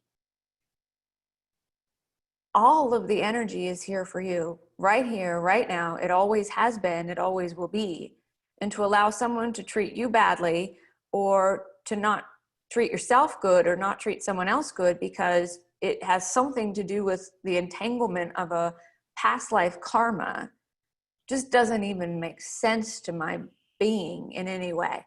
It is a way that we get distracted, that we disempower ourselves and we give our power away in the moment. And that's why it might feel like something from your past life is holding you back in this life. But ultimately, it's you allowing all of the energy that's here for you now. Pulling you forward, absolutely. So beautiful. Great question. Thank you so much, Najib. Let me take another caller here. Ash, I want to go to you now. Let's see here. Hi, everybody. How are you? Can you hear me? Yes. Awesome. Oh my gosh. First, Sarah, I finished Journey to the Master. It was incredible. Everybody who's thinking about it, do it. I have no words. Incredible. So opening. I can't even explain. And John, thank you. I can't tell you what Beyond the Ordinary has meant in my life. 2.5 years ago, I might have been at my lowest point in my life, and it kept me. It was my life jacket. So helpful. I can't even tell you. So thank you, both of you. So honored to talk to you. So my question, it deals with engaging with lower levels of consciousness. So my ex is from Africa, as is his family. He lives with them. And since coronavirus hit, our kids have been quarantined at his house with him and his family, where they all live together. So I've been going over there to see the kids. And I wasn't resistant to it. I was open to it. Some really amazing things have happened, but it is a lower level of consciousness. And where it's been challenging is where it involves the kids, because there's a total of 6 kids in the home. And, you know, I've realized now that the kids can speak the language, they can translate for me. There is threats, there's slapping, and I'm not really sure how I navigate that, where 1, I'm not in a place of judgment, and 2, I can actually be effective. And also, it is very intimidating because it, you know, just with the structure of the culture, like you respect your elders, you listen to them, they know what they're doing, right? There's a lot of dynamics at play where I'm not totally sure how to navigate that, but I do know that I stand for life being honored. And so I'm wondering how I can do that while also respecting where they're at. Mm. I have so much to say on this that I'm just really letting the highest words come through, which is, I think, what you have to do in that situation. You have to stay conscious and in your power. And that power is love and present, conscious, and loving. And when you try to figure out what you're going to say, when you start worrying about their future, when you start getting into the right and the wrong, now you're entangled in lower consciousness, in fear, and you're not very present because you're thinking about the way it should be or what it should be or all these different things you should say or do. And the very best thing I can say to you is stay present, stay conscious, stay in your power, and stay in your heart, and be the love that you are. And let the highest words come through. It's, you know, this is my Maya Angelou favorite story. Imagine if Maya Angelou, if you know who she is, right? Does everybody know? Ash and John, do you both know who Maya Angelou was? Angela. Right? Yes. Yes. Maya Angelou. You know, imagine she's sitting in your living room. How would you act and behave? And I remember her telling a story where she was having a dinner party and she overheard someone make a racist comment. And in the most loving, powerful, present, conscious way, she said, not in this house. And she didn't make them wrong. She didn't make a scene, but she just stood in her power and she stayed conscious. And she said, that is not okay for me. That is not okay in this house. And you have the power to do that. Not make them wrong, not entangle with lower consciousness, but you can say what is and isn't okay for you. We cause our own suffering when we think we know what another soul's journey should be. But the truth is, these children are divinely powerful, sovereign beings of light. And back to our entire conversation here, I wonder how this is serving them. I know in some way that this is, I can't find who that is. I apologize. I think it's someone named Kat. Maybe you might be off of mute. There we go. So, you know, I am not saying that violence towards children in any way is okay. Certainly, I'm not saying that that's okay. But I'm saying, you know, it's really important to stay present and clear and not entangle and not go into the fear in all of this. Again, what the world and what your family and what these children need from you is to stay conscious. And in that consciousness and presence, you will always know what to say. You will always know what to do. You will allow the highest words to come through you. You will bring a level of presence into your interactions that have the power to change things. Beautiful. Sarah, I want you to expand upon this, because this also takes us into, Ash, when you go into it and into that situation and you feel into, like, when after you walk away, it's like, oh, this happened and I was there and I was trying to do all these different things at once, is we can ask the questions, ooh, wait, where did I abandon myself in that? Where did I leave where was I not in my truth in that? Where did I neglect my love in that? And sometimes it's easy to touch that just a little bit because the feelings are so visceral, because it's so polarized, because we can feel an injustice happening, if you will, especially with children. It's like, wait, where's like, God, where did I just leave myself in that? And how can I show up better for myself and for those children at the same time? And then you become an emissary of light for them. They start feeling safe, perhaps in a way that you didn't in certain circumstances. And you change the storyline. You change not only their trajectory, but yours as well in the process. And it's you being in your truth, but really seeing it from a compassionate place, not because you didn't react previously, but it's like, well, of course I didn't know what to do. I grew up that way. It's like, God, now that I have this awareness, I can choose to love myself and another through this new awareness that's come through me because of this opportunity that's presenting themselves through this soul agreement that's also telling us to be very much human and bring in dignity into the situation. And dignity is a big word for me right now. Yeah, you did touch on something that's definitely relevant, but recognizing like what they're going through, how I'm leaving a part of myself behind. So with the way that I was raised, it was, in an abusive situation. So I am recognizing how I could maybe let things slide just because I'm so used to it, but I'm very much, yes, making myself small, leaving myself behind. I'm afraid of the reaction that I'm going to face if I speak up. So there's definitely that turmoil happening within me where I'm in this situation. My heart just knows like, this is not okay, but I'm a little clueless as to what to do. And yes, presence is obviously. And well, right there, you're not clueless. Go ahead, Sarah.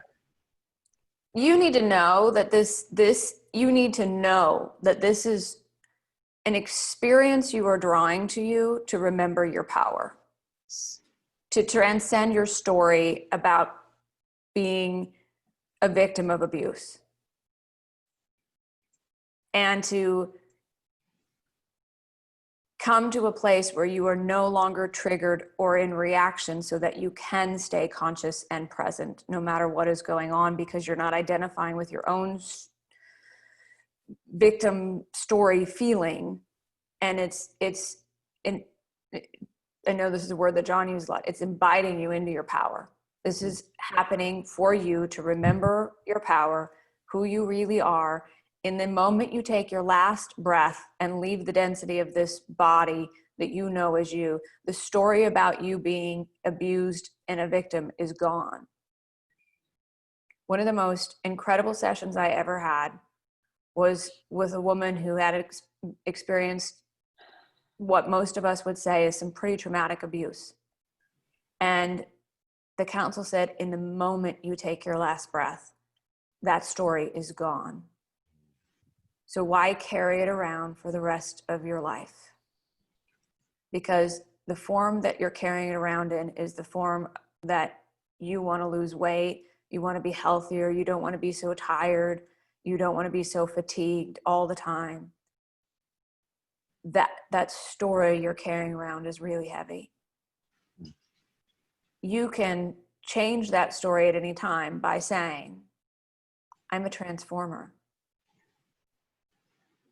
I stepped into patterns and generations of unconscious behavior. And I woke up and I live consciously. And I live in my power and in my truth and in my love. You are a wayshower, you are a transformer, you are an uplifter. You are anything and everything you wish to be. That is the truth of who you are. Sir, I want to ask you the council's wisdom or your wisdom, which I equate them as equal, by the way. What do they have to say about the process of actually embodying, like going through the physical experience, allowing our body to go through that roller coaster ride of getting to the other side? Because Ash, intellectually you can carry, I'm going to be love and I'm going to say this and this is where I'm going to emanate. And still there's that cellular memory, that physicality that's transcending this consciousness as well. Council would say that that cellular memory exists in a state of consciousness. Hmm. So if you are in a lower state of consciousness and you're in fear and you're in judgment and you're shrinking down and playing small, you're literally slowing your rate of vibration, which moves you into a lower state of consciousness, which is where then that trigger can occur. It goes along to another question of someone saying about, don't we have to really kind of dig through all of our beliefs and programs and stories? Well, you can elevate your consciousness to a place where those stories aren't there. And someone also asked a question about spiritual bypassing. It's not about bypassing anything. It's about elevating yourself to a state of consciousness and awareness where you have a greater perspective and viewpoint of who you really are and what's really going on here. And so, one of the process the council took this woman through that I was mentioning earlier, in that particular story, she went to a party with a friend and experienced a situation where they came in, they couldn't get away, and she herself couldn't get away, and she was raped by several men. And the council said, okay, you're walking to a house and you're about to walk up the stairs and you just get this feeling that you shouldn't go in there. And so you don't. And where do you go? She said, well, my friend and I, we went to the coffee shop. She knew exactly where she went. Hmm. And the council said, well, what did you do there? What were you wearing? She told council exactly what she was wearing, exactly what coffee shop or ice cream shop they went to, exactly what they had, exactly what they talked about. They talked about planning a hike the next day. And then she told the council all about the hike she went on the next day. That's the story.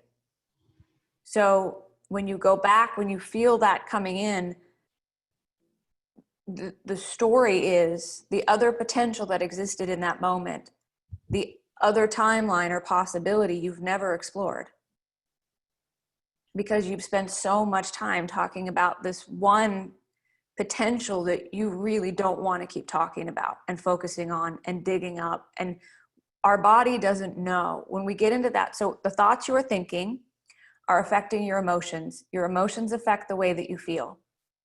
So when you start thinking about it, and you start thinking about what happened, and you really go into the thought of all these things, all of a sudden your emotions get involved. And then your emotions affect the way that you feel. Your body doesn't know that that's not happening right now. So your body's responding as if that thing that happened 20, 30, 40 years ago is happening right now. And then you are in this level of unconsciousness that you get really into it. It can take you out for days.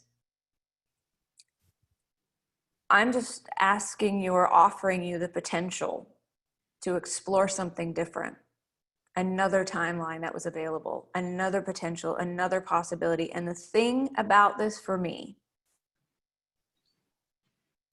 where I know the power of this, is because every single time the council takes someone through that process, every single time without fail, they can all tell me in detail what that other potential was, the other path they took, what the positive path, the highest path, the other potential, whatever you want to call it. They all know it in detail. And if they don't, they can go to the dimension of consciousness where that other reality exists. There is another dimension of consciousness where that reality exists. And I'm just offering you that you can go there. That's beautiful, Sarah. That's beautiful. And I would recommend that for everybody. I do a lot of dream practice and going into dreams and changing outcomes in my dream state. And it has an effect in my physical life. in the decision-making process and what I'm ready to receive and all that. And it's powerful. So to do it in that awareness also, and into this version of our conscious stream, if you will, that's huge. So good, Sarah. Thank you. And Nash, thank you so much. Blessings to you. So much love for you. Blessings to you. Thank you so much love. Thank you. Yeah, absolutely. Y'all, we're gonna. Oh, go ahead, yeah, Sarah. go ahead, John. No, after you. I just want to remind us all this. You know, when we have a situation or a circumstance like what you're talking about, Ash, we're looking forward, we're trying to figure it out. And yet, if any single one of us think about something in our life that at the time seemed really tragic, really awful, something we wish didn't happen, I'll speak for myself. There is not one of those things that I don't look back at now as one of the best things that ever happened to me. One of the things that awakened me to a greater level, one of the things that took me on a path that I never would have gone, helped me remember my power, got me to be more clear on my truth. Because whenever this thing that I thought at the time was happening to me, I was like, this is not who I am. This is not what is okay for me. This is not what I'm about. This is not what I want my life to be. And it got me to powerfully focus on reconnecting with my own power. And it brought clarity, wisdom, gifts, all sorts of things. And so when you remember that, you can navigate these times with a little greater ease and grace, knowing that it is happening for you. Yeah. And Sarah, I just want to add to that. If y'all are in any comparison energy with Sarah's story right now and say, yeah, it's easy because of this and easy because of that, and you don't know what I'm going through, you may not understand Sarah's journey. And I can speak for a little bit about getting too specific. It's facing death at the doorway. Literally at a very young age.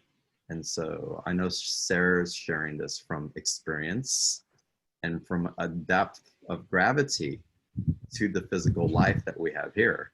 And I want to invite you, and instead of getting into comparative energies, like, how can I use this wisdom? All this is coming in for me now. How can I bring this to elevate my life? And in the process, I can't help but to elevate the lives of others. And what a beautiful gift to have that go back and forth in that way, that we get to witness it and experience it at the same time.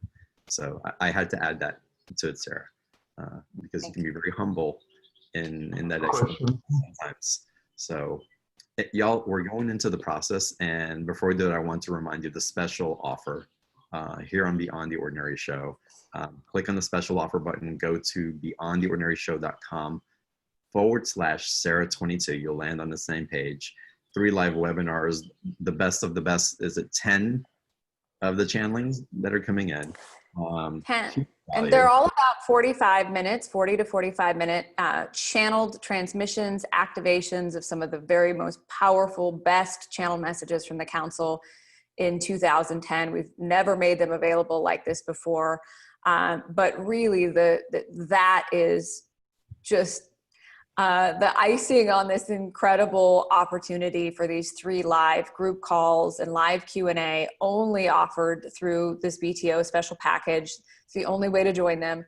They will be the highest information of what we most need to hear on the date and the time, in the collective, in the consciousness we're in those moments of those live calls. And like I said, all the replays and the transcripts will be available if you can't join live. I truly believe that you are part of those, even if you can't be on the live call. You know, please, if you feel guided to, it is really in the spirit of the wisdom and the awareness to support you, because you are the council here on earth. So and we are needed now more than ever to live our mastery, live our truth, and stay conscious in this incredible, powerful time that the council says is the greatest transformation of human consciousness that has ever occurred in any lifetime. Beautiful. So good. Again, y'all, the special offer, click on the special offer button. April's typed in the link in the chat as well, so you can access it there. It's $97. There's a 2 payment option. I hope you take advantage of it and join Sarah and the council and the rest of the beautiful community that's there. Your community is amazing. So wonderful. And we'll send the replay link out a little bit later with the video. So that'll take a while to render. So watch for that. We'll send it in an email. And with those housekeeping things, Sarah, I'd love it if you can take us into the process. Yeah, so we kind of did a couple of our favorite processes here. One of exploring other possibilities and potentials for any experience that you've ever had in your life or that you ever want to have. We also talked about the process of really activating the force field that is drawing particles of infinite creation to you. So what do you want to experience? You know, that process alone, I think if you do it, will change your life. It certainly has changed mine and created amazing things. I wanted to share this with everyone today, and I will do it a little bit briefly. It's called the Pyramid of Light process, and it's one of the things that people ask about the most as part of the council's teachings that we talk about. It is created the most miraculous things in my life and the many other people. And so the concept of this is whenever you want an answer, whenever you want to have a conversation with anyone, whenever you need to speak your truth, whenever you need to work something out, don't go down into the fear and the lack and the struggle and the continuing this, you know, way of holding ourselves in things. It is about going to a higher place. You can also go to this place and use this process to communicate with anyone living or dead, whether you knew them or not. I have people that use this process to talk to Jesus. I have people that use this process to talk to their loved ones that have passed. I have people that go to this to talk to Richard Branson to get ideas about business and strategy.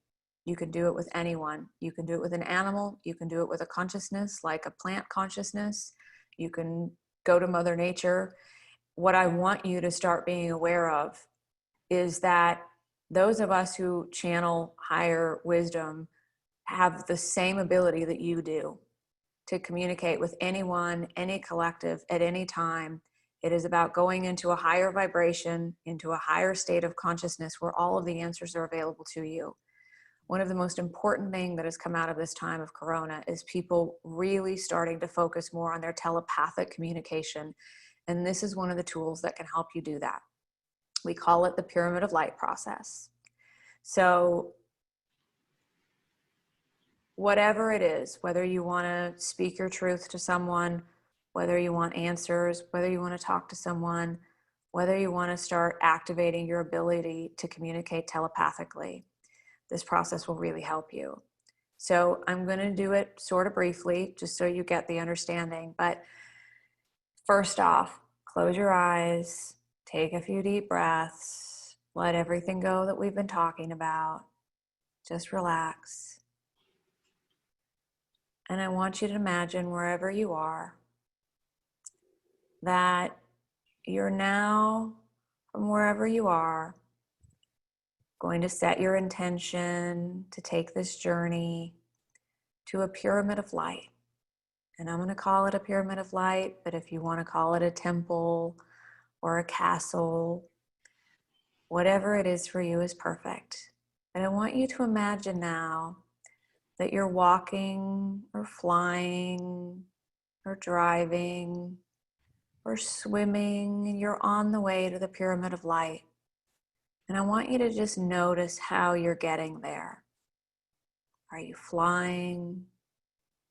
Are you walking through a field of beautiful wildflowers with birds above you?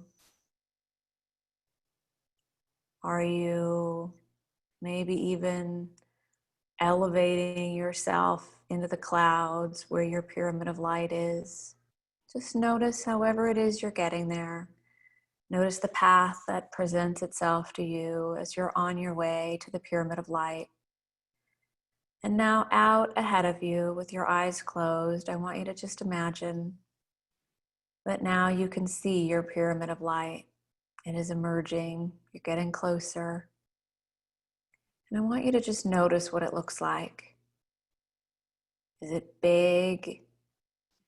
Is it small, like a teepee or a tent? Or is it huge and massive? What does it look like? What does the outside look like? Where is it located? Is it over an ocean, or maybe on the top of a tree, like a tree house pyramid of light? So as you get right to your pyramid of light now, I want you to imagine just before you go in that you notice the outside. Notice what it's made out of. Is it a structure? Is it pure light? Whatever it is, just notice it. Now I want you to enter your pyramid of light. Does a doorway appear? Do you reach down like you're opening a door or a gate?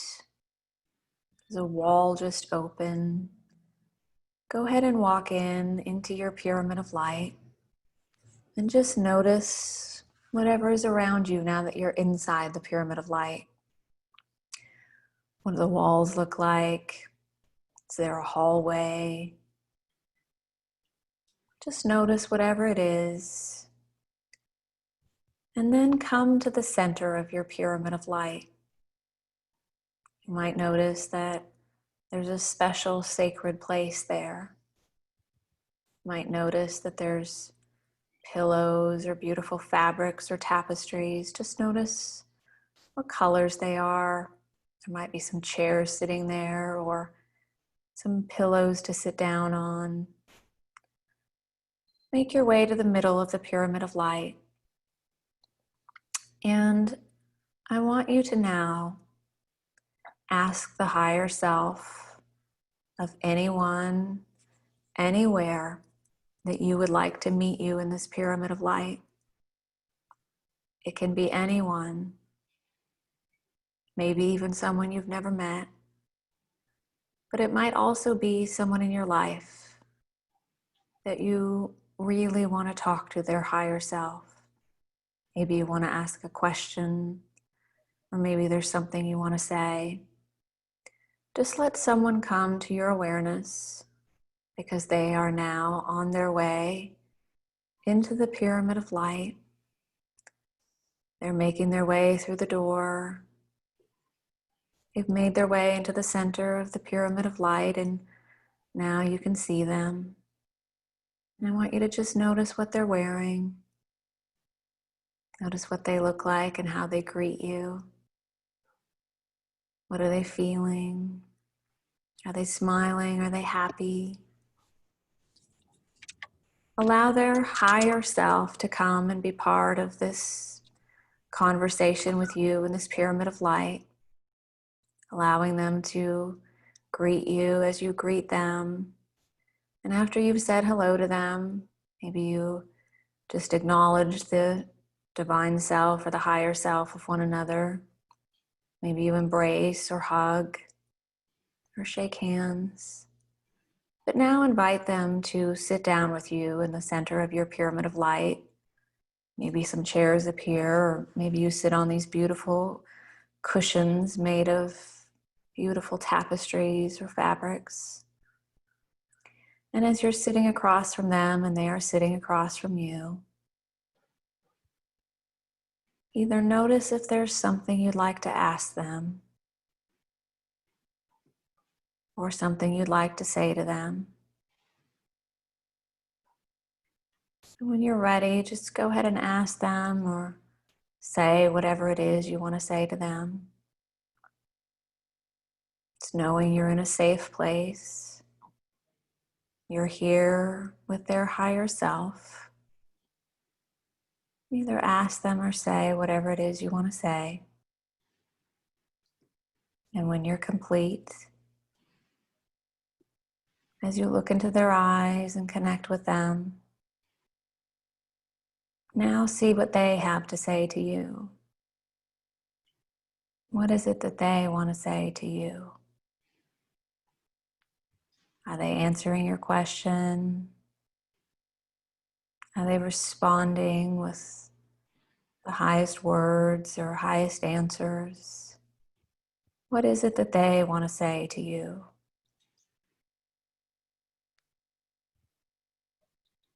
Let them give you their message or their answer. And just take a moment. It's going to give you a moment to say or to ask or to listen, to hear what message they have for you, what it is they want to say to you here in this pyramid of light. And for you to have a moment just to say whatever it is that you want to say to this person, to this being.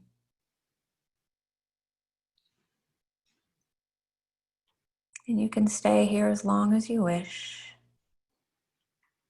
in this beautiful conversation. You can ask more questions. You can talk. You can say what needs to be said. You can come back here anytime with them or anyone. But for now, is there anything else that they would like to say to you? Is there anything else that they would like to say to you? And then, is there anything else that you would like to say to them? Is there anything else you need to say, or anything else you'd like to say to them? Go ahead and say it now. And when you're complete, and it's time for them to leave the pyramid of light, go ahead and say goodbye, whether you hug or embrace or honor each other as beings of light. When you're ready, go ahead and say goodbye. And then notice how they leave the pyramid of light. Do they float away through the light towards the sun over the horizon? Do they turn and walk through a door that appears in the wall?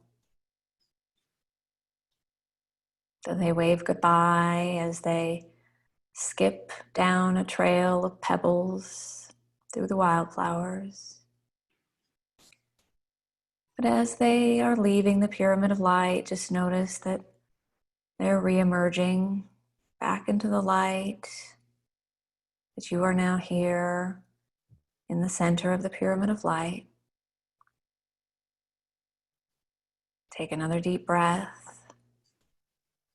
Is there anything else in this moment that you need to know? Any messages? Anything else? Just take a moment and a breath, knowing that you can return to the pyramid of light at any time. And when you're ready, come back into this moment. Come back into your body. Wiggle your fingers, wiggle your toes. Come back into this moment. And just know, while that was a brief exercise or part of the process of using the pyramid of light, that you can go there anytime, as often as possible, with anyone, to have any conversation, to say whatever needs to be said from the highest perspective, in a state of consciousness and reality that is always available to you. And when we get off of this call, since we're ending here now, just take a moment and maybe write down, journal, anything you heard, any messages you got. It's always good to do so after we come back from the pyramid of light, so that we remember what we saw and what we heard. Maybe it makes perfect sense in this moment, but maybe it'll make even more sense to you in the coming days or moments to come. So that's the process, and I encourage you to use it and have fun with it. And thank you for letting me share it. I hope you enjoyed it. Anything you want to share with us, John? Oh my God, that was freaking amazing. That's what I have to share. That's my awareness. Deep, right? Yes, it is deep. I invite you guys to come back. Again, it'll be on the replay and you can access it again. And it's, wow. Wow. Thank you, Sarah, for that. Yeah. What a gift. Ooh, where I traveled to. Amazing. Wonderful. And my ability of how I could travel was amazing also. It's like you kind of wow yourself in the process. Yeah. And so it acknowledged just how masterful each one of you are at getting to different places there. So amazing. Sarah, thank you so much. Y'all, again, the special offer, go deep with Sarah in the community. You know where to access it now. The link's in the chat also. The replay will go out a little bit later today. And Sarah, again, thank you so much. What a fantastic call and such a beautiful experience. Thank you. Thank you. I love you so much, my friend, and April and this community. Thank you. This has just been great. I always love playing and creating and having fun with you, John. So thank you. I love you dearly, my friend, and I appreciate this opportunity. I love you as well. And then I love you all as well. Deep bow and namaste. And with that, I look forward to seeing you on the next call. Good night. Bye, everybody.